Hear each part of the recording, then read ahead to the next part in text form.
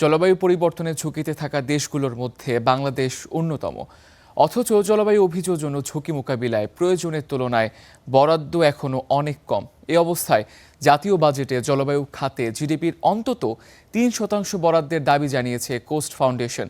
২০২৬-২৭ অর্থ বছরের প্রস্তাবিত বাজেটে জলবায়ু সংশ্লিষ্ট খাতে বরাদ্দ রাখা হয়েছে ৫১,৭৪৮ কোটি টাকার বেশি, যা মোট বাজেটের প্রায় ১১% হলেও জিডিপির মাত্র ০.৭৬%। কোস্ট ফাউন্ডেশনের দাবি, জলবায়ু পরিবর্তনের বিরূপ প্রভাব মোকাবিলা, অভিযোজন, সক্ষমতা বৃদ্ধি এবং ঝুঁকিপূর্ণ জনগোষ্ঠীর সুরক্ষা নিশ্চিত করতে বরাদ্দ যথেষ্ট নয়।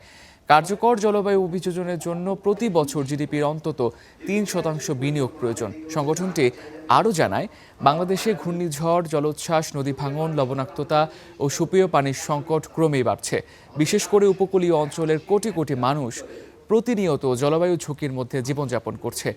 এমন অবস্থায় বৈদেশিক ঋণের উপর নির্ভরশীলতা কমিয়ে দেশীয় সম্পদভিত্তিক জলবায়ু অর্থায়ন জোরদার করতে হবে।